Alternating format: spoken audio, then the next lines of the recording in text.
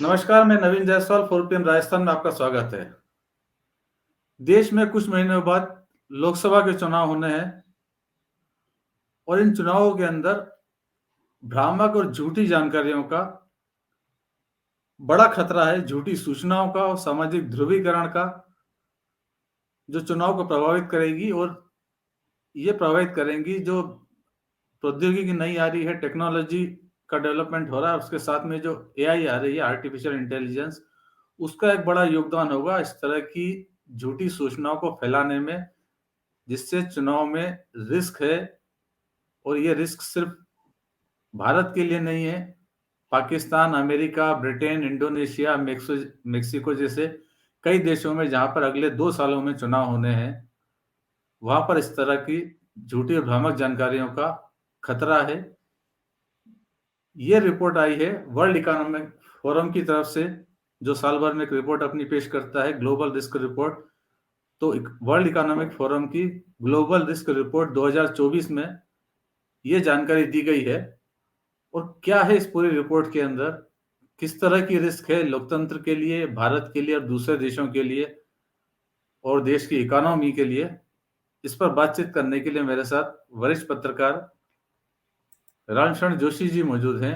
उन्होंने इस रिपोर्ट का अध्ययन किया और उनसे समझने की कोशिश करेंगे कि रिपोर्ट के मायने क्या हैं। जोशी जी, स्वागत है आपका। जी। ये रिपोर्ट की जो बात हो रही है, वर्ल्ड इकोनॉमिक फोरम की जो रिपोर्ट है, और रिपोर्ट कह रहे हैं कि झूठी सूचना का बड़ा रिस्क रहेगा चुनाव के अंदर, क्या मतलब है इसका सर? देखिए नवीन जी, ये रिपोर्ट मैंने देखी और काफी दिलचस्प और चौंकाने वाली रिपोर्ट है।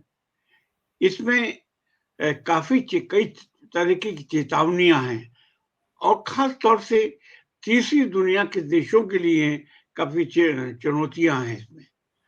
यानी कि जब अपन कहते हैं कि ग्लोबल रिस्क फैक्टर, यानी कि विश्व के सामने किस किस तरीके के खतरे हैं और होने वाले हैं।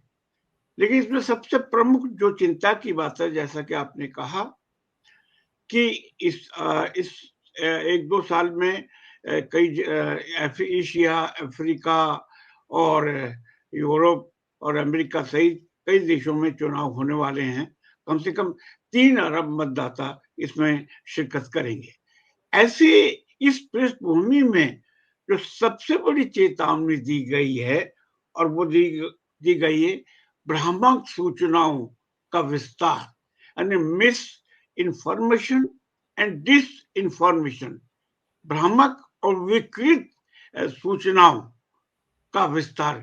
अगर यानी कि इस भ्रामक सूचनाएं और विकृत सूचनाओं के माध्यम से अगर आप लोकतांत्रिक प्रक्रियाओं को प्रभावित करने की कोशिश करेंगे तो निश्चित ही लोकतंत्र की आत्मा खत्म हो जाएगी।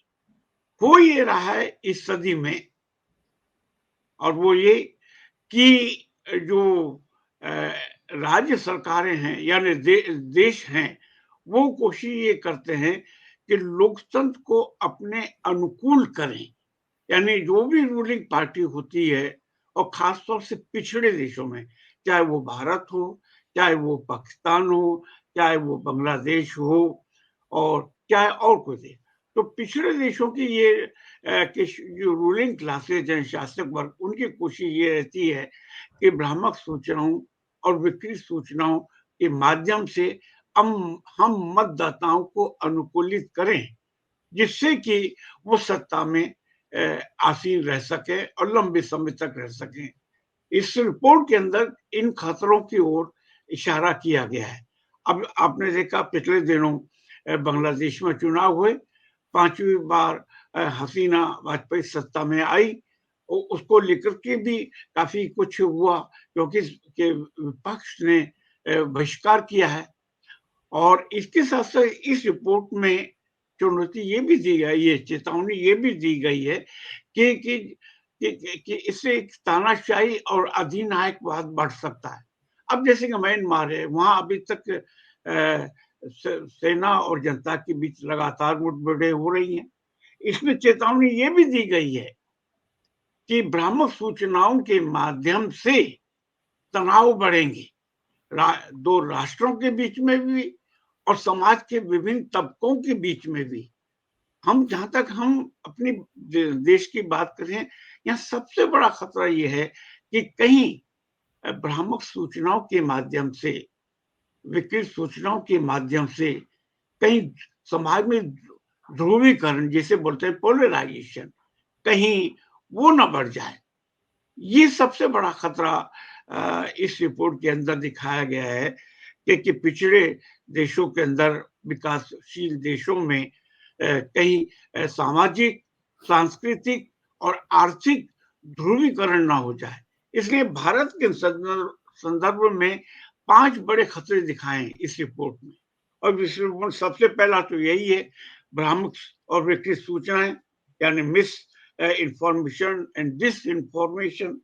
और दूसरा है छुआछूत की बीमारी, इन्फेक्शियस डिजीज। और तीसरा सबसे बड़ा है इलिसिट इकोनॉमिक एक्टिविटीज। और चौथा है कि इससे इनइक्वालिटी, जो वेल्थ और इनकम में जो विषमता बढ़ेगी। और पांचवा सबसे बड़ा है लेबर शॉर्टेज। तो ये 5 सबसे बड़े खतरे भारत के लिए हैं, जो इस रिपोर्ट में माना गया है। लेकिन सबसे ऊपर यही रखा गया है, सूचना, भ्रामक सूचना। मैं यहाँ बता दूं नवीन जी कि इस समय, क्योंकि मैं मीडिया का आदमी हूँ मूलतः, और इस समय पोस्ट ट्रुथ मीडिया और पोस्ट ट्रुथ पॉलिटिक्स, यानी उत्तर सत्य मीडिया और उत्तर सत्य राजनीति, इसका संक्षेप में ये होता है, जो मैंने अपने ढंग से इसको रखा है, सत्य का असत्य में और असत्य का सत्य में सुविधा अनुसार रूपांतरण। यानी आप एक सत्य चीज है उसको आप असत्य बना दें, और जो असत्य है उसको सत्य बना दें। ये दौर पिछले कुछ सालों से चल रहा है। और इस आने वाले सालों में जो इस किताब में, जो इस रिपोर्ट में जो गंभीर खतरे बताए गए हैं, वो बढ़ सकते हैं। इसकी वजह ये है कि कुछ सालों से जो टेक्नोलॉजी का रिवॉल्यूशन हुआ है, और टेक्नोलॉजी का रिवॉल्यूशन की वजह से चीजें काफी आसान भी हो गई और खतरनाक भी हो गई। सर, मैं और आपको एक बीच में एक बार टोकना चाहता हूँ, माफी चाहता हूँ आपसे। ये जी जो रिपोर्ट आई है, इस रिपोर्ट का कुछ आधार है? मतलब किस आधार पे कहा गया है, भारत या दूसरे देशों में, या विशेषकर हम भारत की बात करें, कि भ्रामक सूचनाएं आएंगी, उसका दुरुपयोग होगा और चुनाव का वक्त है? इस रिपोर्ट का कुछ आधार इसमें बताया गया है कि क्यों लग रहा है हमको ऐसा? ये इसमें आधार ये है कि इन लोगों ने सर्वे करवाया है, वो पूरा एक मेथोडोलॉजी भी इसमें दी गई है कि हमने इस ढंग से किया है। और यानी जो इंटेलेक्चुअल लोग हैं, क्लिनिशियन लोग हैं, और या जो कि मैनेजर्स वगैरह, सीईओ वगैरह हैं, उनसे उन्होंने ये कहा जाए कि सर्वे के माध्यम से सूचनाएं इकट्ठी की हैं कि ये खतरे हो सकते हैं। और इसका और फिर दूसरा है आंकड़े, जो पिछले 4-5 साल में आंकड़े, जैसे कि क्राइम को लेकर के इसमें बहुत बड़ी बात कही है कि क्राइम बढ़ रहा है तेजी से। तो जाहिर है कि क्राइम, वो सरकारी रिपोर्टों के आधार पर क्राइम रिपोर्ट तैयार किया गया, जैसे कि इकोनॉमिक क्राइम तेजी से बढ़ रहा है, अब हमारे भारत में भी बढ़ रहा है। जैसे बैंकों का पैसा लेकर के लोग बाहर चले जाते हैं, भाग जाते हैं। आज तक भी हम एक भी भगोड़े को वापस नहीं ला सकते हैं पिछले 10 साल के अंदर, एक भी गए, चाहे वो मल्ल्या हो, और चाहे वो मोदी हो, चाहे वो और कोई हो, पांच एक को भी हम वापस तक नहीं ला सके। ये हमारे यहाँ ही नहीं, पाकिस्तान में भी है और जगह भी है। तो इसमें इसकी चेतावनी। तो क्या हुआ कि जो सरकारी आंकड़े हैं उसके आधार पर ये इस तरीके की रिपोर्टें तैयार की जाती हैं। तो भारत के संदर्भ में, जैसा कि सबसे बड़ी बात, आप जानते हैं कि भ्रामक सूचना क्यों पैदा की, क्यों प्रचारित की जाती है, क्यों फैलाई जाती है? क्यों कि इससे होता यह है कि जो रूलिंग पार्टी होती है, चाहे वो कोई सी भी हो, आज भाजपा है, तो कोशिश यही करते कि हम येन केन प्रकार सत्ता में बने रहे। तो जाहिर है कि मैं आपको यहाँ ये बतला दूं जिससे कि अच्छा कोरोबोरेट हो जाएगा कि हम मीडिया आजादी के मामले में और भी नीचे चले गए भारत। तो ये हम लोगों ने इसका आकलन नहीं दिया। ये तो जो कमिटीज हैं उन लोगों ने आंकड़े तैयार किए कि भारत लगातार नीचे जा रहा है। इसमें कि एक और बात बतलाई गई है कि सबसे बड़ा खतरा संकट होने जा रहा है आने वाले वर्षों में, वो है मानव अधिकारों का हनन। मानव अधिकार नीचे जाएंगे, कुचले जाएंगे और उनको जो रूलिंग रिजीम्स होंगे यानी जो शासक लोग होंगे वो मानव अधिकारों को पूरा नहीं कर पाएंगे। और इसकी चेतावनी तो यूएन ने और दूसरी संस्थाओं ने लगातार भारत सहित और देशों को दी है। तो ये जो तैयार इस तरह की रिपोर्ट जो तैयार की जाती है उसके पीछे काफी हद तक सरकारी आंकड़े, फिर वर्ल्ड बैंक के आंकड़े और ये दूसरे जो विभिन्न जो आर्थिक संस्थाएं हैं उनके आंकड़ों को आधार करके फिर ये रिपोर्ट तैयार की जाती है। लेकिन मैं ये नहीं कह रहा कि रिपोर्ट बिल्कुल ही क्या कहा जाए ऑथेंटिक प्रामाणिक होती है। इसके अंदर प्लस एंड माइनस तो होता है, लेकिन ये बेसिकली चेतावनी है। इसको इस रूप में देना चाहिए कि आने वाले संकट ये होने जा रहे हैं। मैं यहाँ ये बता दूं कि सहयोग से कोई ठीक 20 साल पहले 30 साल पहले मेरी किताब आई थी 21वीं सदी के संकट, राजकमल प्रकाशन से, और ये 2003 में इसका पहला प्रकाशन हुआ था। अब इसमें मैंने करीब करीब सभी संकटों की चर्चा की है जो कि ये संकट आज इस रिपोर्ट के अंदर दिखाए गए। उसमें मैंने टेक्निकल की चर्चा की है और विषमता की चर्चा की है, ये कि कैसे बढ़ेगा, ये सारी चीजें मैंने इसमें ली है। तो कई चीजें क्या होता है कि एनालिसिस किया जाता है, कुछ कुछ प्रिज्यूम किया जाता है कि ऐसा हुआ, हाइपोथेसिस की जाती है, वो सब आंकड़ों के आधार पे होता है। लेकिन आप जानते हैं कि सामाजिक जीवन में और सांस्कृतिक जीवन में हमेशा 2+2 4 हो ऐसा नहीं होता है, समझा। लेकिन इन्होंने जैसे कि इस रिपोर्ट में कई बार भारत सहित दूसरे देशों को भी बताया गया है कि किस तरह से विषमता बढ़ेगी। वैसे विषमता की जैसे हमारे यहाँ विषमता की चेतावनी पिछले दिनों कई जगह दी गई है, कई और संस्थाओं ने भी दी है। जैसे प्रसिद्ध फ्रांस के जो अर्थशास्त्री हैं थॉमस पिकेटी, उन्होंने अपनी किताब कैपिटल में और अभी दी है कि किस तरह से चंद 3-4% लोगों के हाथों में भारत की 40-50% दौलत जमा हो गई है। ये है वास्तविकता।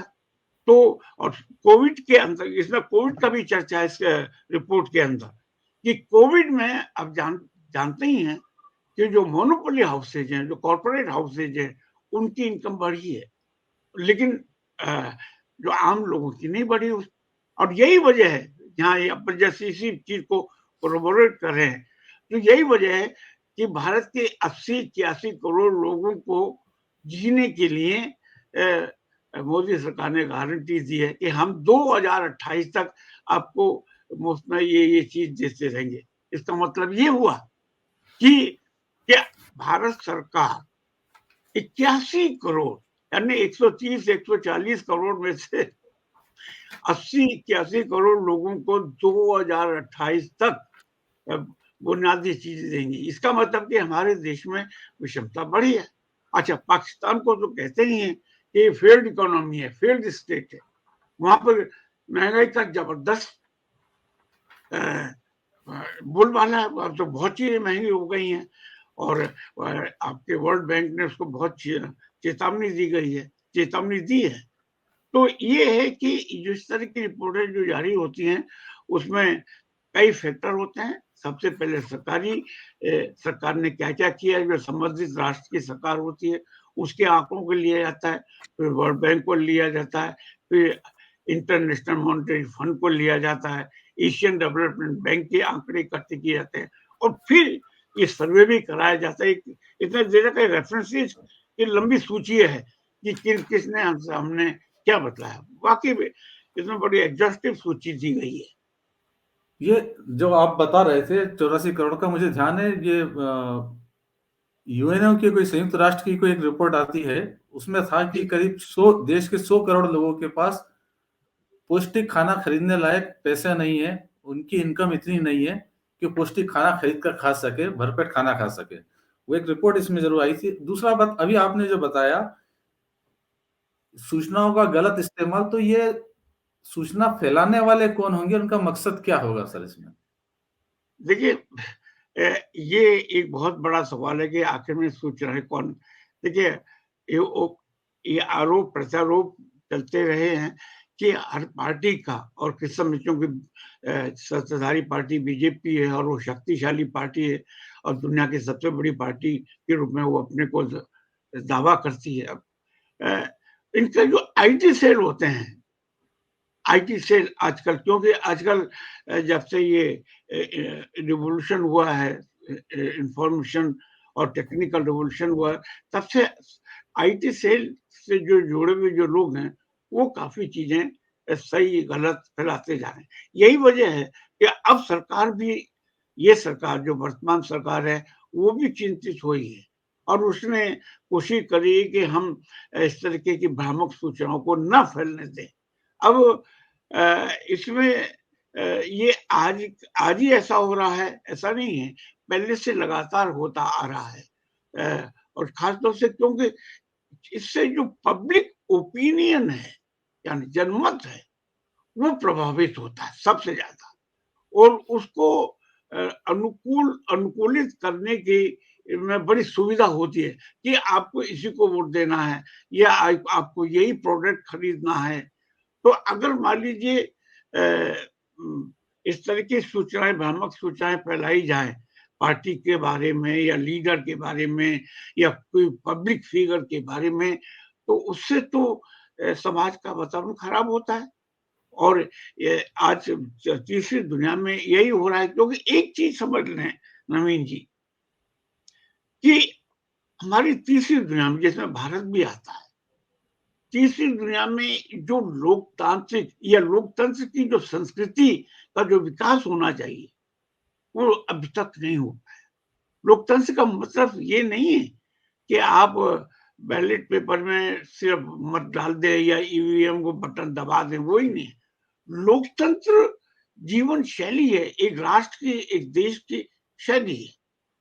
वो अगर वो वैसी जब तक शैली विकसित नहीं होती एक सामान्य नागरिक के लिए भी, तब तक लोकतंत्र आधा अधूरा है।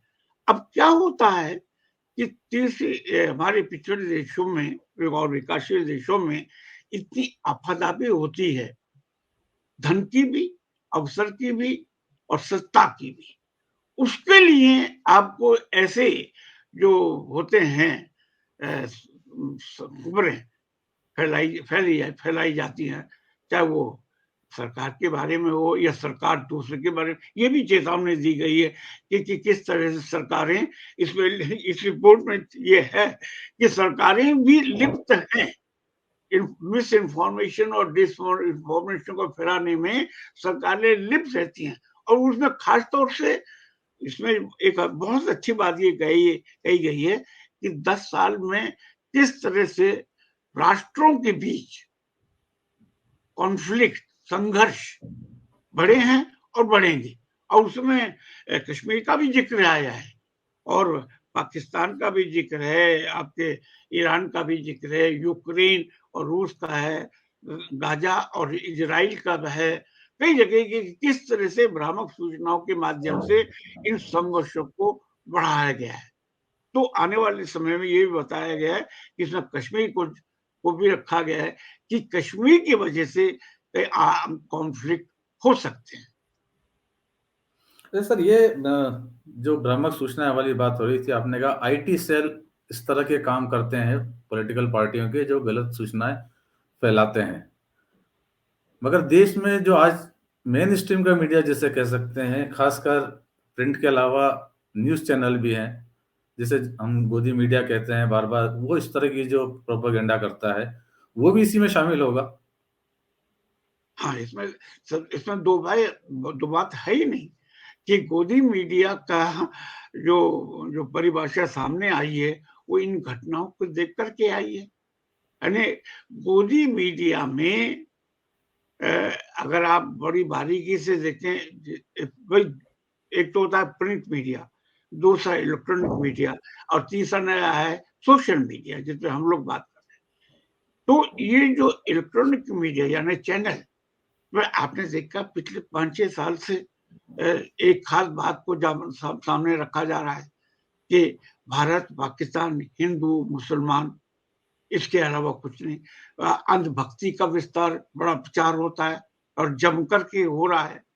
और इस समय तो मैं आपको ताज्जुब करेंगे जान करके कि मैंने पिछले यानी 1 जनवरी से अखबार पढ़ना बंद कर दिया है। ये आपको आश्चर्य होगा जान करके क्यों ऐसा मैंने किया कि शुरू के 3-4 पेज विज्ञापनों से भरे रहते हैं, पहली बात ये। उसमें 3-4 पेज में मोदी जी होते हैं, किसी बहाने से। फिर इसके आगे होता है, फिर भाषण और प्रवचन की खबरें होती हैं, झूठी-सच्ची खबरें होती हैं। तो मैंने अंत में तय किया कि मुझे केवल टीवी पर ही देखना है और ये मैं अखबार नहीं पढ़ूँगा। तो ऐसा क्यों हुआ? तो ये जो गोदी मीडिया पहले वो गोदी मीडिया और हमारे जो प्रिंट मीडिया है, उसमें भी ऐसा होता जा रहा है। सबसे पहले इसका उद्गम कैसे हुआ ये भी आपको बताऊँ।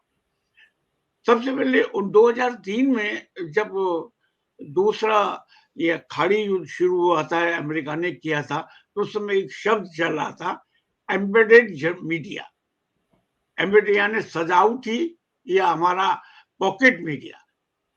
तो उन्होंने उस समय के मीडिया ने, उस समय के अखबार और चैनल ने, चाहे वो सीएनएन हो, चाहे वो न्यूयॉर्क टाइम्स हो या वाशिंगटन पोस्ट हो, सबने वही दोहराया जो पेंटागन और व्हाइट हाउस कहते थे। ठीक वही बीमारी हमारे देश में भी आ गई है कि ये हम यानी ये एक सोचने की बात है नवीन जी कि पिछले 10 साल में हमारे प्रधानमंत्री मोदी जी एक भी प्रेस कॉन्फ्रेंस नहीं कर सके। आखिर में क्यों? मनमोहन सिंह जी जिनको मौन प्रधानमंत्री कहते थे और कहा जाता था, यही मोदी जी ने कहा और ये भी कहा कि भाई ये तो ऐसे प्रधानमंत्री हैं कि जो कि बाथरूम में भी छाता लेकर करके सोते हैं और वो नहाते हैं। तो देखिए वो व्यक्ति मनमोहन सिंह साल में 2 प्रेस कॉन्फ्रेंस किया करते थे। इंदिरा जी किया करते थे और राजीव गांधी करते थे और इतना ही नहीं, नेहरू जी की प्रेस कॉन्फ्रेंस तो मशहूर थी जो हर महीने करते थे। हमारे मोदी जी ने तो 10 साल में क्यों? सबसे बड़ी बात ये है कि आपको प्रेस कॉन्फ्रेंस में, ये पत्रकार वार्ता में आपको सभी ढंग के सवालों का सामना करना पड़ता है। आपने देखा कि व्हाइट हाउस में एक महिला पत्रकार ने सवाल किए तो उससे हमारे प्रधानमंत्री जी विचलित हो गए। और यहाँ बाइडेन को प्रेस कॉन्फ्रेंस नहीं करने की ये सारे अखबार में आया। तो अब अगर मीडिया आप अनुकूलित करेंगे, इसीलिए से कहा जाता है कि इस समय भारत में अघोषित सेंसरशिप का दौर चल रहा है।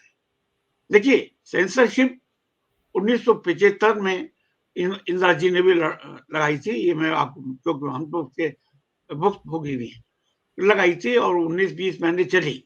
लेकिन वो खुली थी ओपन कि हाँ घोषित थी कि हाँ ये है, आपको ये करना पड़ेगा और उसका विरोध भी हुआ। लेकिन इस समय की जो सेंसरशिप है अघोषित है और आप मीडिया में अगर आपने देखा कि कई पत्रकार लोगों ने सच्ची बात कहने की कोशिश की तो उन्हें जेल में भी जाना डाला, चाहे वो न्यूज क्लिक का हो और चाहे वो और जगह का हो। और फिर बाद में लगा कि उनके कोई मुकदमा बनता नहीं। जैसे केरल के एक पत्रकार जब हाथरस पहुंचे और उन्होंने झूठ देने की कोशिश की तो उनके ऊपर कई तरह के मुकदमे लगा दिए गए और बाद में 1.5-2 साल के बाद उन्हें छोड़ा गया। तो अब ये लोकतंत्र नहीं है सर। माने आप ताज्जुब करेंगे जब हमारे डोनाल्ड ट्रम्प जो राष्ट्रपति थे तो पत्रकार पूछते थे उनसे कि आप सही नहीं बोल रहे हैं, झूठ बोल रहे हैं, आपने इतनी हजार झूठ बोली। ये होता है लोकतंत्र। लोकतंत्र ये नहीं होता है कि सब एक दो पार्टी का, एक दो नेताओं का ही स्तुति गान करते चले।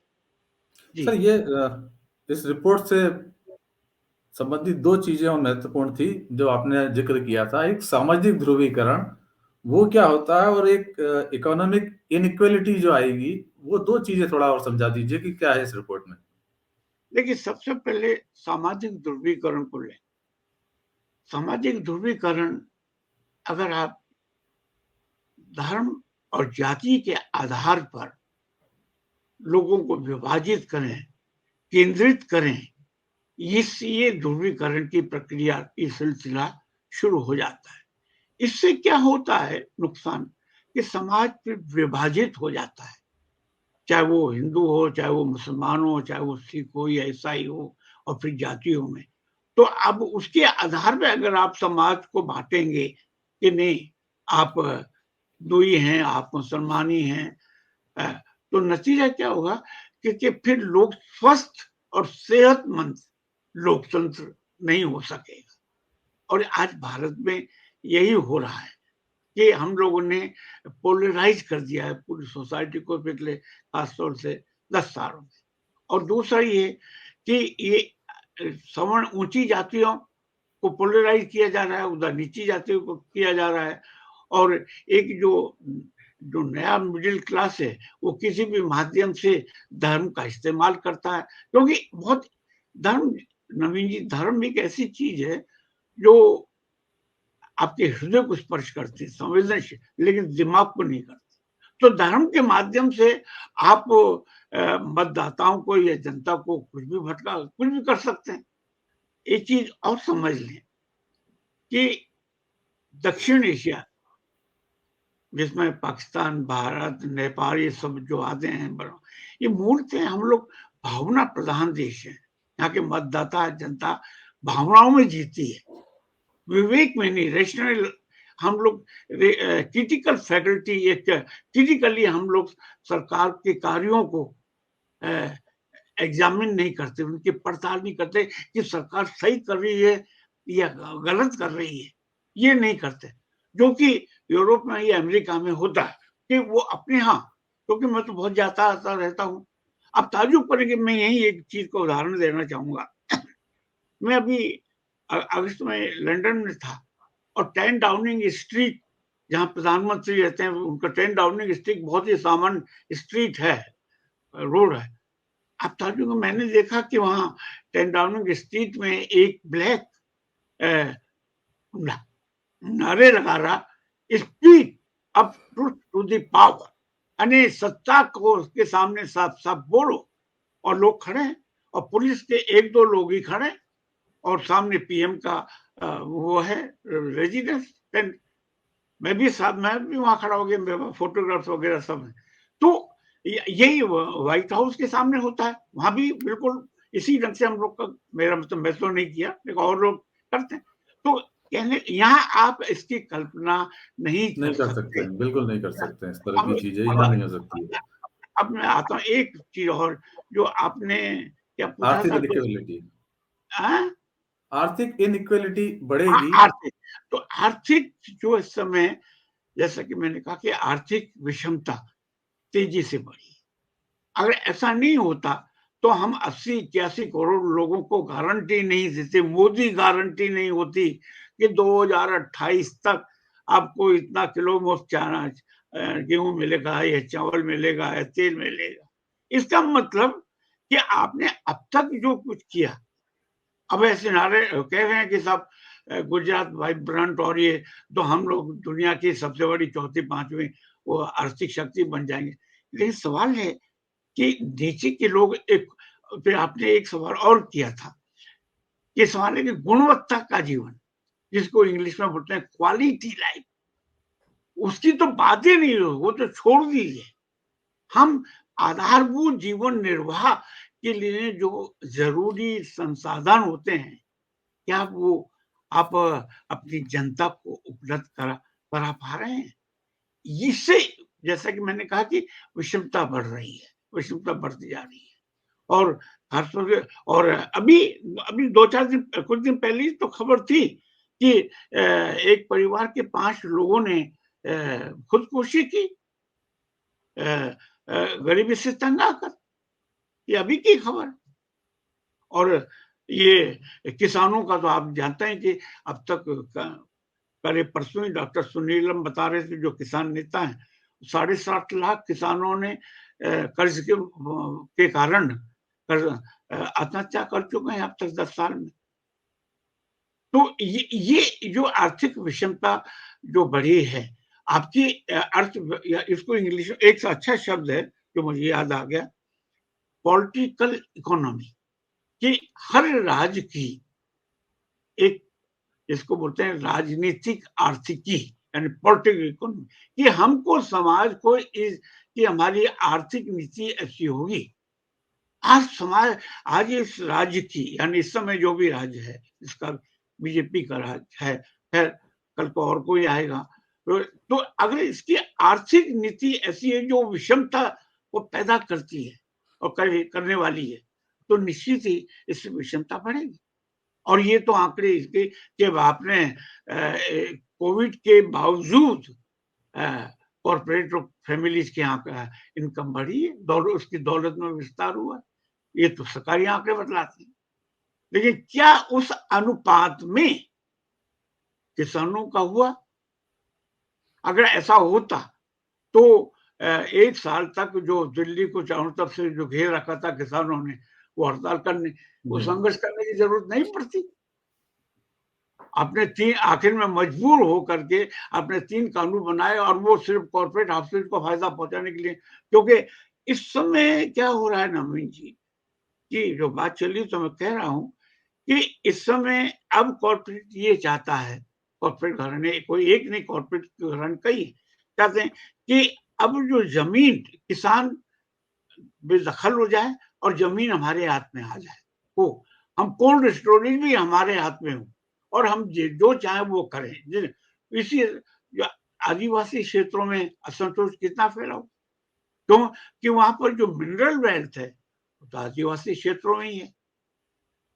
तो ये जो कॉर्पोरेट, मैंने बहुत पहले लिखा था इस बात को, करीब 20 साल पहले, कि कॉर्पोरेट चाहता है कि अब लोकतंत्र, यानी यहाँ तक कि उदारवादी लोकतंत्र भी खत्म हो और हम सीधा स्टेट हमारे हाथ में आ जाए, यानी राज सत्ता का संचालन हम सीधा करें, हम अपने दलालों के माध्यम से भी ना करें, सिर्फ सत्ता का हम ही संचालन करें।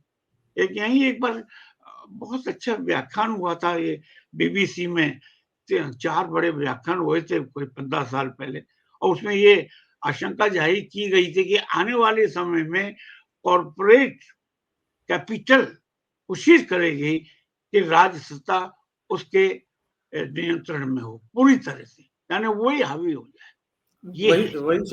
वही शायद अभी होते दिख भी रहा है। और मुझे जो लग रहा है, जो ये रिपोर्ट आई है उसमें उन सारी चीजों का सिलसिलेवार विवरण करते हुए आगे भी भविष्य में भी यही और आगे बढ़ने की आशंका जताई गई है।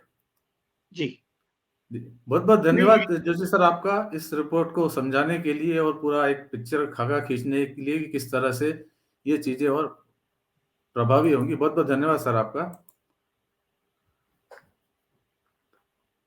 लोकसभा चुनाव आने वाले हैं और जो वर्ल्ड इकोनॉमिक फोरम की रिपोर्ट है वो यही बता रही है कि जो सिलसिला है झूठी सूचनाओं का, भ्रामक सूचनाओं का, वो भी बढ़ेगा, और जो देश में सामाजिक ध्रुवीकरण बढ़ेगा, जाति और धर्म के बीच विभाजन बढ़ेगा, और तीसरा आर्थिक इनइक्वालिटी मतलब आर्थिक असमानता और ज्यादा बढ़ेगी।